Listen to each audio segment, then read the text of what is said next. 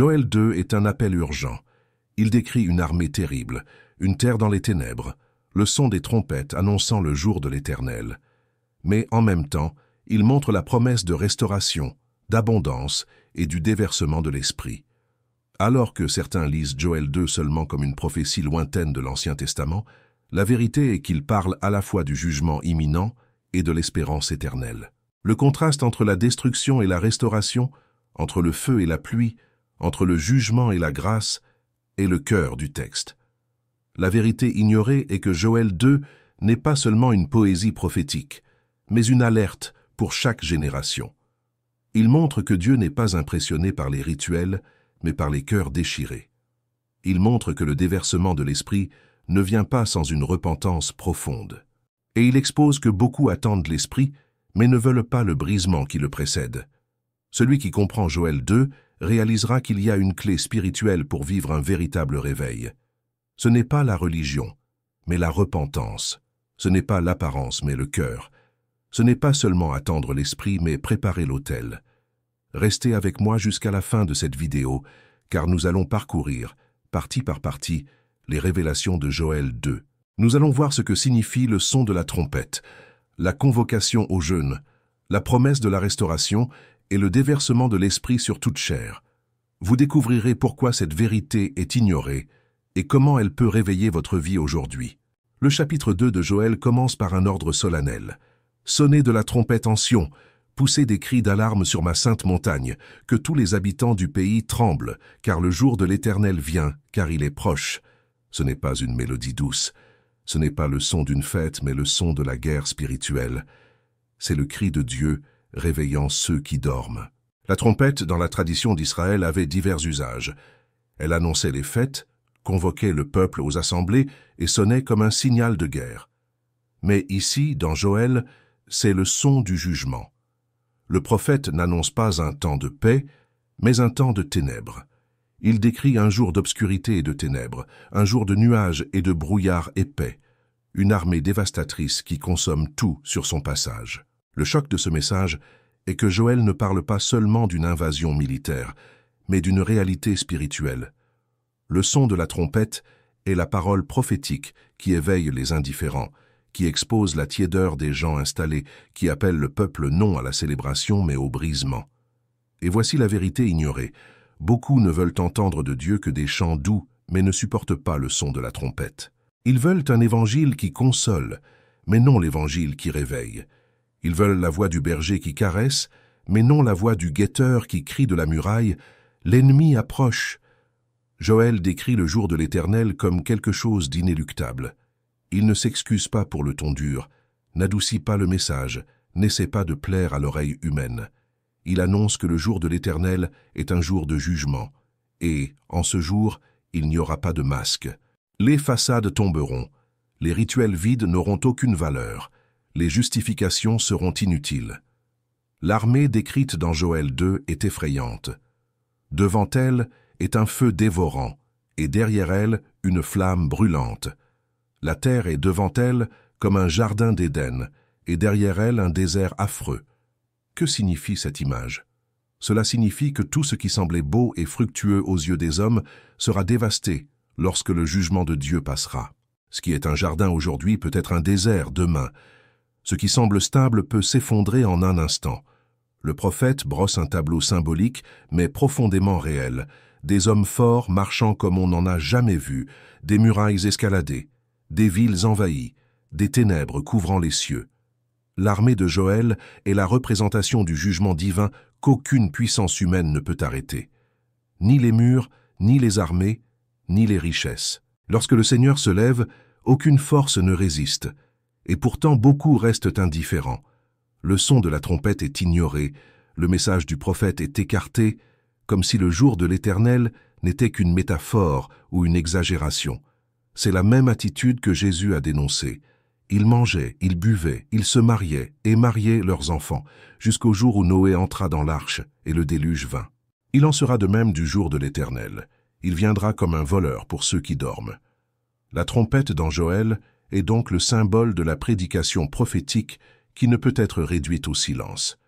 C'est la voix qui confronte, qui blesse l'orgueil, qui réveillent les tièdes. Mais le peuple préfère suivre des prédicateurs qui offrent des promesses sans croix, des bénédictions sans repentance, la vie éternelle sans conversion. Il rejette l'alarme et se laisse charmer par des mélodies. Mais celui qui a des oreilles spirituelles doit discerner « Nous vivons des jours où la trompette sonne déjà. L'apostasie grandit, la foi se refroidit, l'amour devient intéressé et beaucoup se contentent de peu, comme si le jugement n'était pas réel. » Mais Joël ne laisse aucune place à l'illusion. Il dit que le jour de l'Éternel est grand et très terrible. Qui pourra le supporter? La grande question n'est pas de savoir si la trompette sonnera, mais si nous l'entendons quand elle sonne déjà. Le Saint-Esprit continue de lever des voix prophétiques qui appellent à la repentance, mais beaucoup se bouchent les oreilles. Ils préfèrent la tranquillité d'une religion confortable à l'inconfort d'une vraie foi. Le son de la trompette est l'annonce que le temps s'épuise. C'est l'appel de Dieu à la vigilance. C'est l'écho du ciel qui dit « Réveille-toi, lève-toi, car le jour vient. » Celui qui écoute et s'humilie trouvera refuge. Celui qui ignore sera surpris. La vérité ignorée de Joël 2 est que le jugement n'est pas un mythe, ni une menace vide, mais une réalité qui approche. Et si le son de la trompette ne réveille pas maintenant, le rugissement du jugement réveillera trop tard. Spurgeon disait une phrase qui fait écho à cet esprit. La trompette de l'Évangile n'est pas destinée à bercer les hommes, mais à les arracher au sommeil. Celui qui l'utilise pour divertir et non pour réveiller trahit sa propre mission. Ainsi, le premier appel de Joël 2 est clair. Écoute la trompette. Ne l'ignore pas, ne l'adoucis pas, ne la transforme pas en chanson. Elle n'a pas été faite pour divertir, mais pour réveiller. Car le jour de l'Éternel est proche, et seuls ceux qui entendent l'alarme peuvent s'y préparer. Après le son de la trompette et l'annonce du jugement, Joël lance un appel inattendu. Il ne suffit pas de craindre le désastre, il faut se repentir. Mais la repentance que Dieu exige n'est pas superficielle, n'est pas théâtrale, n'est pas pour les yeux des hommes. Il dit « Déchirez vos cœurs et non vos vêtements, et revenez à l'Éternel, votre Dieu. » Dans le monde antique, déchirer ses vêtements était un geste public de deuil, de douleur ou de repentance. C'était un signe visible de brisement, mais avec le temps, ce geste est devenu un rituel vide. Le peuple a appris à déchirer ses vêtements sans déchirer son âme, à afficher la tristesse sans vraiment changer de cœur. Joël dénonce cette hypocrisie et va droit au but. Dieu ne veut pas de spectacle, il veut l'essence. Spurgeon prêchait sur ce texte et disait « Il est plus facile de déchirer ses vêtements que de déchirer son péché. Il est plus facile de mouiller son visage de larmes que de briser son cœur devant Dieu. Mais seul le cœur brisé est un sacrifice acceptable. Voici la vérité ignorée. Beaucoup confondent l'émotion et la repentance. Ils confondent les larmes et la conversion. Ils confondent l'apparence de deuil spirituel et la transformation de vie. Mais Dieu n'est pas impressionné par les gestes théâtraux. Il voit au-delà des vêtements, il sonde les cœurs. Quand Joël dit « Déchirez vos cœurs », il dit « Laissez Dieu atteindre le centre de votre volonté, de votre orgueil, de vos désirs. » La vraie repentance n'est pas cosmétique, elle est chirurgicale. Elle ne change pas la surface, mais la racine. Spurgeon avait l'habitude d'avertir contre la repentance superficielle. Un homme peut pleurer à cause des conséquences du péché et aimer pourtant le péché dans son cœur. Ce n'est pas la repentance qui sauve. La vraie repentance, c'est quand l'âme hait le péché parce qu'il offense Dieu, et non seulement parce qu'il apporte la douleur. L'ordre de Joël est également collectif. Assemblez le peuple, sanctifiez l'assemblée, réunissez les anciens, rassemblez les enfants, même les nourrissons, que l'époux sorte de sa chambre, et l'épouse de sa chambre nuptiale. Autrement dit, personne n'est exempt. Ni les leaders les plus expérimentés, ni les plus jeunes, ni les mariés, ni les petits. La repentance est un appel universel. Et ici, nous voyons une autre vérité ignorée. La repentance ne peut pas être reportée. Beaucoup disent « ce n'est pas encore le moment. Je veux encore vivre ceci ou cela, après je reviendrai à Dieu. » Mais Joël montre que même l'époux et l'épouse, le jour le plus important de leur vie, doivent tout laisser et se placer devant le Seigneur. Quand Dieu sonne de la trompette, il n'y a pas de plus grande priorité que de se convertir. Spurgeon, commentant cette urgence, a dit « Dieu ne demande pas que vous prépariez d'abord votre cœur pour ensuite venir. Il demande que vous veniez tel que vous êtes, afin que lui-même vous prépare. La repentance n'est pas le fruit de l'homme, c'est le don de Dieu. mais l'homme doit se soumettre pour le recevoir. Le point culminant de cet appel est le rappel de la miséricorde divine. Revenez à l'Éternel, votre Dieu, car il est compatissant et miséricordieux, lent à la colère et riche en bonté, et il se repent du mal. Joël ne pointe pas vers un Dieu vengeur qui prend plaisir au jugement, mais vers un Père qui désire la restauration. Et c'est justement là que réside la beauté. La repentance n'est pas seulement la fuite du jugement, c'est le retour au cœur du Père. Ce n'est pas seulement la peur de la punition, mais le désir de la communion. Ce n'est pas seulement déchirer le cœur devant la colère, mais l'offrir devant la miséricorde. Spurgeon résumait ainsi « Dieu a plus de plaisir à pardonner qu'à punir. Mais il ne peut pas pardonner les cœurs orgueilleux, car l'orgueil ferme la porte de la grâce. Déchirez votre cœur et vous verrez que la miséricorde attendait déjà de l'autre côté. » C'est le message que beaucoup ignorent. Sans repentance, il n'y a pas de déversement de l'esprit. Avant la promesse de Joël, « Je répandrai mon esprit sur toute chair », vient l'appel au brisement. Le réveil ne commence pas par la célébration, mais par des larmes sincères devant Dieu. Par conséquent, le son de la trompette ne remplit son objectif que s'il engendre des cœurs déchirés. Et les cœurs déchirés sont ceux qui n'essaient plus de rien cacher, qui ne rejettent pas la faute sur les autres, qui ne se défendent pas, mais qui tombent devant Dieu en disant « Aie pitié de moi ». Spurgeon a conclu un de ses sermons sur ce thème par une phrase qui résonne encore aujourd'hui. « Tant que vous ne ferez que déchirer vos vêtements, vous resterez le même homme. Mais quand vous déchirerez votre cœur, le Dieu du ciel descendra pour l'habiter. » Après le son de la trompette et l'appel à la repentance, Joël annonce une promesse qui sonne comme un baume au milieu du chaos. « Je vous remplacerai les années qu'ont dévoré la sauterelle, le hanneton, le yélek et le asile, ma grande armée que j'avais envoyée contre vous. » Il est impossible d'entendre ces mots sans ressentir le poids de l'espérance. Joël ne parle pas seulement de pardon, mais de restauration. Il ne promet pas seulement que Dieu mettra fin au jugement, mais qu'il rendra lui-même ce qui a été perdu. C'est le cœur de l'Évangile, un Dieu qui non seulement pardonne les péchés, mais qui restaure les destins.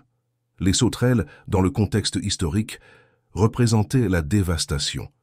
En quelques jours, une armée d'insectes pouvait détruire des récoltes entières, laissant des familles entières sans soutien. Mais spirituellement, ces sauterelles représentent ce que le péché consume, le temps, la pureté, les opportunités, les relations, la joie. Combien de personnes regardent en arrière aujourd'hui et réalisent que des années entières ont été dévorées par l'erreur, l'orgueil, la dépendance, la froideur spirituelle. Spurgeon disait « Le diable est un voleur d'années. Il ne fait pas que salir l'âme, il vole des jours, des mois et des décennies. Mais béni soit Dieu, car il peut rendre en un instant ce que l'enfer a pris en une vie entière. » Cette promesse de Joël est l'une des plus impressionnantes de la Bible, car elle parle de quelque chose qui est humainement impossible, rendre le temps perdu.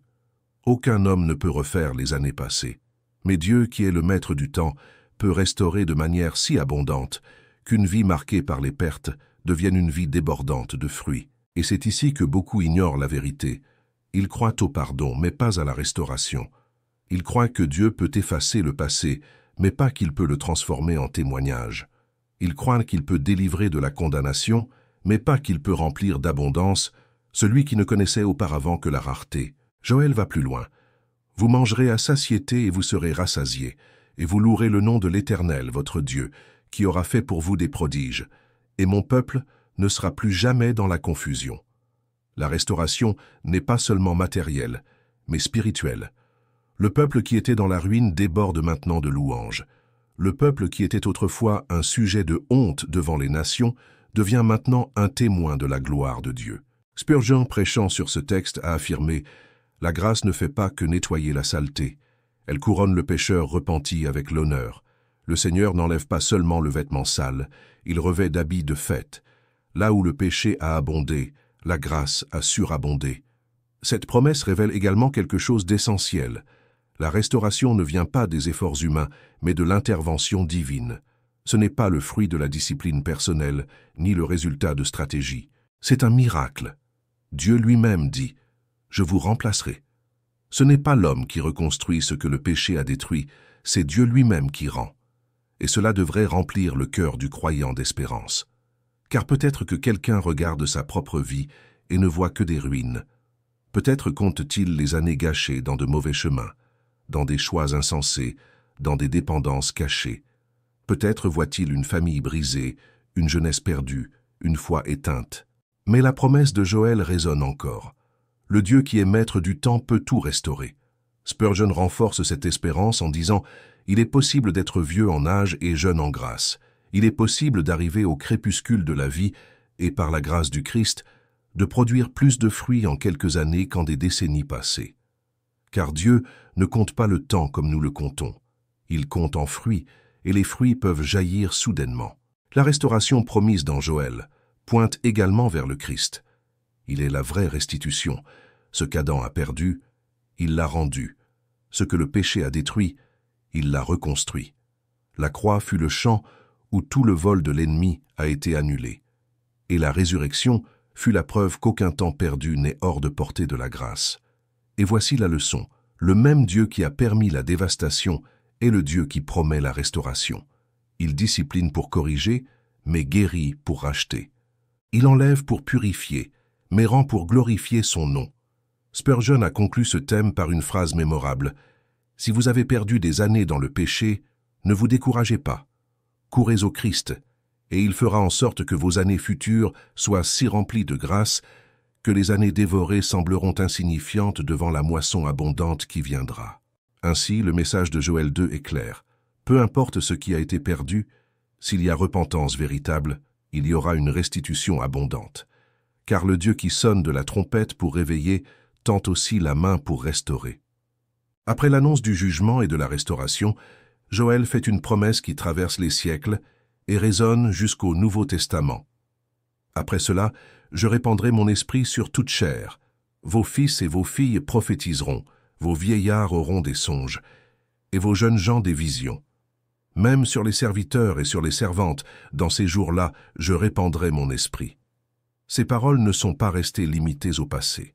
Pierre les a citées dans Acte 2, le jour de la Pentecôte, déclarant qu'elles s'accomplissaient sous les yeux de l'Église. Et depuis, cette prophétie est devenue le fondement de tout véritable réveil. La présence et la puissance du Saint-Esprit ne sont pas restreintes à quelques-uns, mais déversées sur tous ceux qui croient. Mais voici la vérité ignorée. Beaucoup parlent de l'Esprit comme s'il n'était qu'une émotion religieuse, une expérience passagère, une force pour nous donner de l'enthousiasme. Joël, cependant, montre quelque chose de plus grand. L'Esprit est Dieu lui-même habitant son peuple, le rendant capable de vivre dans la sainteté et de témoigner avec puissance. Spurgeon disait « Sans le Saint-Esprit, l'Église n'est qu'un cadavre orné. C'est l'Esprit qui donne la vie. C'est lui qui réveille le pécheur, console l'affligé, fortifie le faible et relève le tombé. La présence de l'Esprit est la différence entre un temple vide et le trône de Dieu parmi les hommes. » Joël souligne que l'Esprit serait répandu sur toute chair. Cela brise les barrières sociales, culturelles et religieuses. Auparavant, l'Esprit était accordé de manière spéciale aux prophètes, aux prêtres ou aux rois. Maintenant, la promesse atteint tout le monde, fils et filles, jeunes et vieillards, serviteurs et servantes. Personne n'est exclu. Le réveil n'est pas le privilège des leaders, mais l'héritage de tout le peuple. Et voici un contraste fort. Le jeune homme riche de Luc 18 est reparti triste parce qu'il n'a pas voulu donner son cœur, mais le croyant qui se soumet au Seigneur reçoit l'Esprit sans mesure. Ce qui ferme la porte à l'Esprit n'est pas un manque de qualification humaine, mais la dureté du cœur. Spurgeon renforçait « L'Esprit ne choisit pas des vases d'or, mais des vases propres. Peu importe que vous soyez grand ou petit, érudit ou simple, ce qui compte, c'est d'être vide de soi-même pour être rempli de Dieu. » Une autre vérité ignorée dans ce texte est que le déversement de l'Esprit est lié à la repentance. Joël ne promet pas l'Esprit, sans avoir d'abord parlé de cœur déchiré et de la restauration de Dieu. Cela signifie que le réveil n'est pas seulement des cris, du feu ou des manifestations extérieures. Il commence par le brisement profond devant le Seigneur. Le déversement de l'Esprit a également une dimension prophétique. Fils et filles prophétiseront. Cela signifie que l'Esprit ne fait pas que consoler, il envoie aussi. Il ne fait pas que donner la puissance, il donne la voix. Le vrai réveil résulte toujours en proclamation. Une Église remplie de l'Esprit est une Église qui annonce la vérité, qui dénonce le péché et qui proclame la gloire du Christ. Spurgeon avait l'habitude de dire « Donnez-moi une église remplie du Saint-Esprit, et je vous montrerai une église qui ébranlera les portes de l'enfer. Mais une église sans l'Esprit n'est que de la poussière et du silence. » Un autre détail profond est l'inclusion des serviteurs et des servantes. Dans cette société, ils étaient les moins valorisés, presque invisibles. Mais Joël déclare que même sur eux l'Esprit serait répandu. Cela montre que le réveil de Dieu ne suit pas les critères humains d'importance. L'Esprit valorise ceux que le monde méprise. Et ici nous voyons à quel point cette promesse est radicale. Elle annonce que l'avenir de l'Église ne serait pas entre les mains des élites religieuses, mais dans une communauté remplie de l'Esprit, dispersée sur toute la terre, prophétisant, rêvant et vivant la vision de Dieu. Le déversement de l'Esprit dans Joël 2 est aussi un signe eschatologique. Il précède les prodiges dans le ciel et sur la terre, l'annonce du jour de l'Éternel. Cela signifie que l'Esprit n'est pas seulement pour l'édification de l'Église, mais aussi pour la préparer à la fin. Il est le sceau que nous appartenons au Christ jusqu'au jour de la rédemption. Spurgeon a résumé cette vérité par une phrase puissante. Le Saint-Esprit est le souffle de l'Église. Là où il souffle, il y a la vie. Là où il est rejeté, il ne reste que la mort. Le plus grand besoin du chrétien n'est pas plus de connaissance, mais plus de l'Esprit. Ainsi, la promesse de Joël 2 nous appelle à croire que le même Dieu qui a déversé son Esprit à la Pentecôte continue de le déverser aujourd'hui. Non pas pour que nous vivions des expériences superficielles, mais pour que nous soyons des témoins vivants, transformés, audacieux et saints. Et la vérité ignorée est celle-ci. L'Esprit n'est pas un luxe pour quelques-uns, il est une nécessité pour tous. Sans lui, pas de réveil. Avec lui, même les plus méprisés peuvent devenir les porte-paroles du ciel. Après la promesse glorieuse du déversement de l'Esprit sur toute chair, Joël n'adoucit pas le message. Il ne laisse pas le peuple croire que le réveil n'est que fête et consolation. Tout de suite après, il annonce « Je ferai paraître des prodiges dans les cieux et sur la terre, du sang, du feu et des colonnes de fumée. Le soleil se changera en ténèbres et la lune en sang avant l'arrivée du jour de l'Éternel, de ce jour grand et redoutable. » La prophétie est claire. Le Saint-Esprit n'est pas seulement un consolateur, il est aussi un héros du jugement. Le même Dieu qui promet la vie abondante annonce aussi des signes cosmiques qui précèdent la fin. La venue de l'Esprit prépare le peuple non seulement à vivre, mais à veiller. Et voici la vérité ignorée. Beaucoup parlent de l'Esprit uniquement comme d'une source de joie, mais oublient qu'il est aussi l'Esprit qui convainc de péché, de justice et de jugement. Le réveil n'est pas une anesthésie, c'est un éveil. L'Esprit n'est pas donné uniquement pour nous émouvoir, mais pour nous préparer au jour de l'Éternel. Spurgeon disait « Quand l'Esprit de Dieu agit, il ne console pas seulement, il blesse aussi. Il blesse pour guérir, convainc pour pardonner, abat pour relever. Le même feu qui réchauffe consume aussi. Et malheur à celui qui ne désire que la chaleur, mais rejette la purification. » Joël décrit des signes qui ébranlent les cieux, le soleil obscurci, la lune changée en sang, le feu et la fumée. Il ne s'agit pas seulement de langage poétique, mais de la révélation que le cosmos entier réagit à la venue du Seigneur. La création gémit, l'histoire tremble, l'univers annonce que le roi revient pour juger les nations. Et pourtant, beaucoup restent indifférents. Ils vivent comme si la vie n'était qu'aujourd'hui, comme si le ciel ne s'ouvrirait jamais et la terre ne tremblerait jamais. La vérité ignorée est que l'Évangile n'est pas seulement une consolation, mais un avertissement.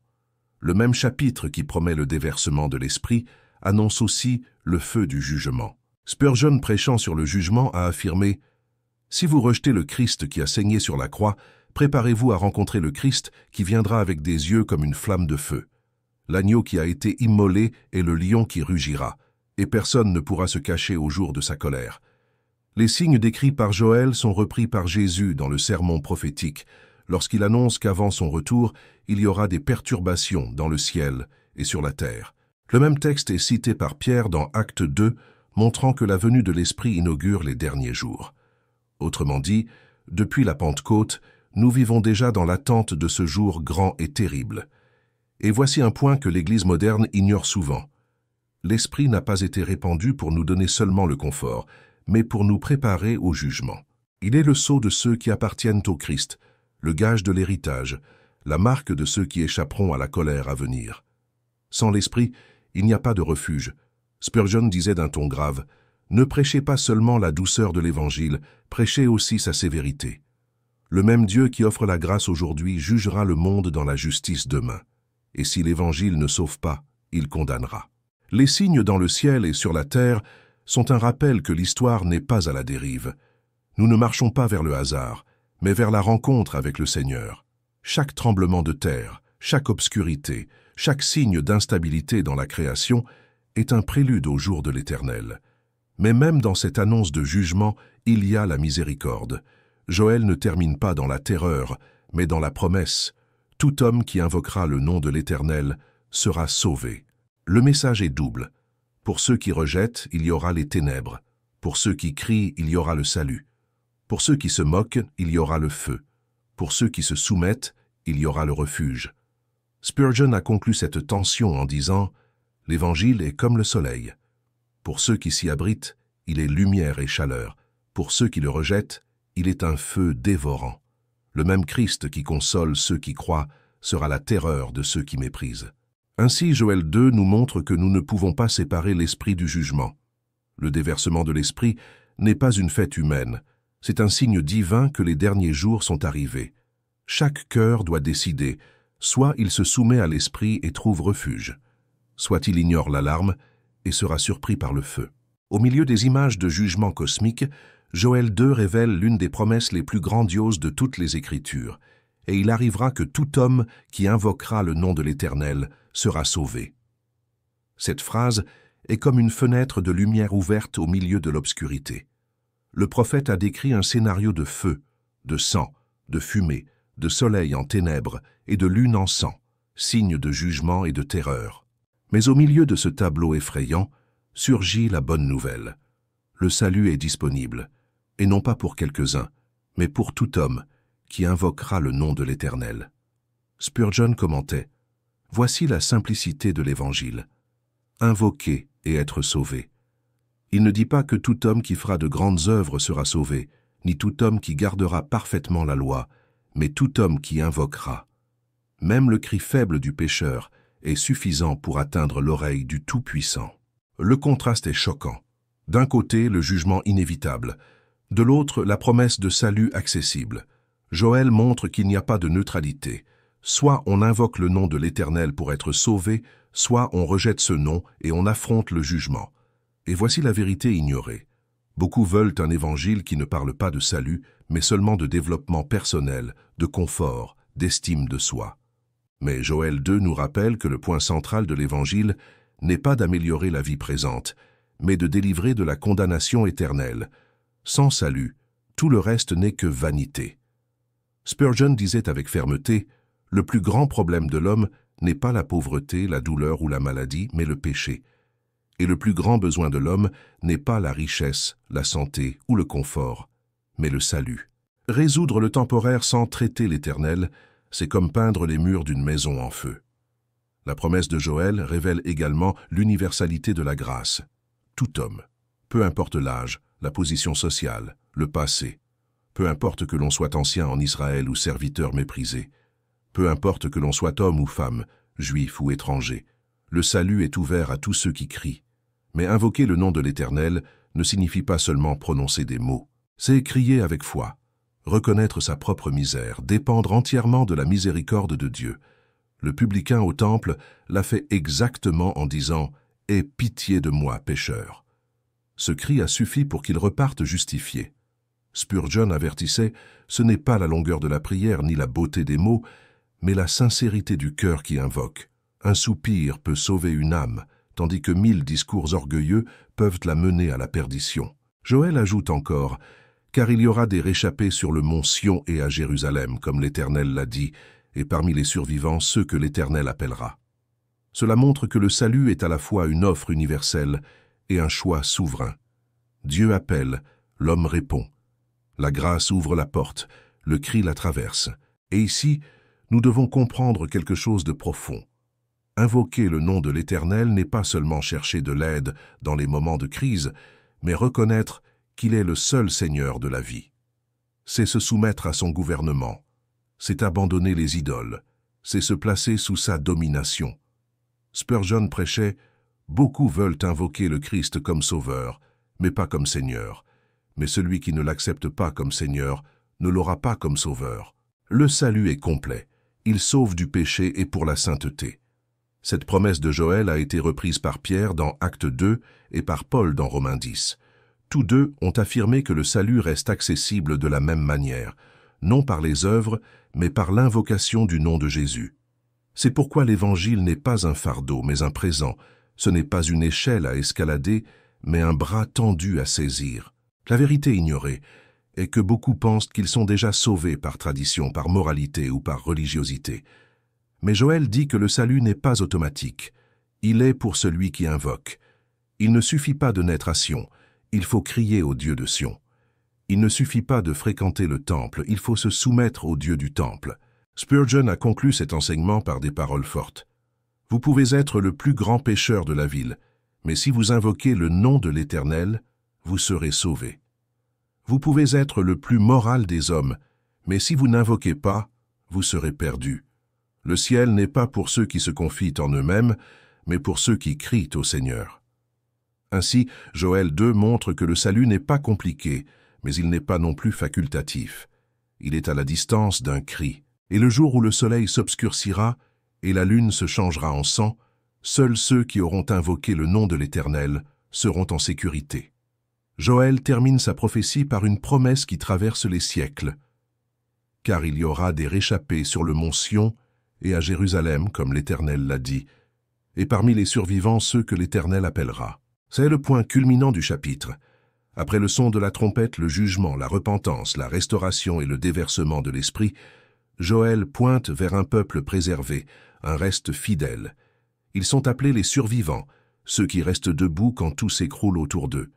Spurgeon disait « Il y aura toujours un reste. Le monde peut se moquer, l'Église peut se corrompre, les empires peuvent tomber, mais Dieu aura son peuple. Ils peuvent être peu nombreux, peuvent être méprisés, mais ils seront gardés car ils sont appelés par le Seigneur. » Le concept du reste est central dans les Écritures. Depuis Noé et sa famille dans le déluge, en passant par Élie au Carmel, jusqu'aux 120 dans la chambre haute le jour de la Pentecôte, l'histoire montre que Dieu ne travaille jamais avec des nombres, mais avec la fidélité. Il préserve un peuple séparé, non par la force ou le mérite, mais par la grâce et l'élection. Et voici la vérité ignorée. Beaucoup confondent le réveil avec la foule. Ils pensent que l'œuvre de Dieu se mesure au nombre, aux applaudissements, à la visibilité. Mais Joël montre que, à la fin, ce qui importe, ce n'est pas la majorité, mais le reste. Le royaume ne repose pas sur la masse indifférente, mais sur ceux qui sont restés fidèles au milieu des ténèbres. Cet appel final est aussi une alerte. Les survivants sont ceux que le Seigneur appelle et qui répondent. Ce n'est pas une œuvre humaine, c'est une œuvre divine. Ce n'est pas une conquête, c'est la grâce. Spurgeon renforce « S'il y a un reste, c'est parce que Dieu l'a appelé. Le ciel ne sera pas peuplé d'hommes qui ont choisi Dieu, mais d'hommes qui ont été choisis par lui et qui, par la grâce, ont répondu à son appel. » La scène de Joël 2 pointe prophétiquement vers l'œuvre accomplie en Christ. Le mont Sion et Jérusalem cessent d'être seulement un lieu physique et deviennent les symboles de la présence de Dieu, du centre de sa rédemption. Dans Hébreux 12, il nous est rappelé que nous qui croyons sommes déjà parvenus au mont Sion spirituel, à la cité du Dieu vivant. Le reste de Joël n'est pas seulement l'Israël physique, mais tous ceux qui ont été appelés en Christ. C'est l'Église fidèle, dispersée dans le monde, qui ne s'incline pas devant les idoles modernes, qui n'échange pas la vérité contre la commodité, qui ne se tait pas devant le péché. Spurgeon disait d'un ton prophétique « Ne vous étonnez pas si le vrai peuple de Dieu semble petit. Le blé est toujours moins nombreux que la paille, l'argent est toujours moins abondant que la scorie, mais le Seigneur connaît ceux qui lui appartiennent, et il n'en perdra pas un seul. » L'appel final de Joël nous rappelle également qu'il y aura une séparation. Le jugement n'est pas symbolique, il est réel. Tous ne resteront pas. Beaucoup ont entendu le son de la trompette et ont ignoré. Beaucoup ont vu les signes, mais se sont moqués. Beaucoup ont expérimenté des bénédictions, mais ne se sont jamais repentis. À la fin, seul le reste appelé sera sauvé, et cela exige une décision. Il ne suffit pas d'être proche de l'assemblée, il faut faire partie du reste. Il ne suffit pas de fréquenter Sion, il faut invoquer le Dieu de Sion. Il ne suffit pas d'être spectateur du déversement de l'Esprit, il faut y participer. Spurgeon a conclu cette tension en disant « Mieux vaut être parmi les quelques-uns qui sont sauvés qu'au milieu des multitudes qui périssent. Le reste est petit, mais il est éternel. La masse est grande, mais elle est passagère. » Ainsi, Joël 2 se termine non par une scène de terreur, mais par une invitation urgente. Le Dieu qui annonce le feu et les ténèbres annonce aussi le salut et la préservation. Le Seigneur qui ébranle les cieux et la terre appelle aussi par leur nom ceux qui lui appartiennent. Le message est clair. Ne vous fiez pas à la foule, ne vous appuyez pas sur la religion des apparences, ne vous faites pas d'illusions avec les chiffres, cherchez à faire partie du reste fidèle. Déchirez votre cœur, invoquez le nom de l'Éternel, suivez le chemin de la croix et attendez le déversement de l'Esprit. Car à la fin, seuls ceux que le Seigneur appellera resteront debout au jour de l'Éternel. Spurgeon a conclu un sermon sur ce thème par une phrase qui peut résonner comme un sceau sur Joël 2. « Mieux vaut être parmi les quelques-uns qui sont sauvés que parmi les multitudes qui périssent. Le reste est petit, mais il est éternel. La masse est grande, mais elle est passagère. » Si la parole de Joël 2 vous a parlé aujourd'hui, ne la laissez pas passer comme un son lointain. Le son de la trompette n'était pas pour les autres, mais pour vous. Déchirez votre cœur devant Dieu, invoquez le nom de l'Éternel et faites partie du reste fidèle qui restera debout au jour de l'Éternel. Abonnez-vous maintenant à la chaîne L'École du Prince, car ici nous ne prêchons pas l'évangile des apparences, mais la vérité qui réveille, confronte et transforme. Activez la cloche pour ne manquer aucun message prophétique et laissez dans les commentaires votre confession de foi en écrivant « J'invoque le nom de l'Éternel ». Ce sera votre témoignage public que vous avez entendu la trompette et décidé de vous soumettre au Dieu vivant. Partagez cette vidéo avec quelqu'un qui a besoin de se réveiller, car Joël 2 n'est pas seulement une histoire ancienne, c'est une parole vivante pour nos jours.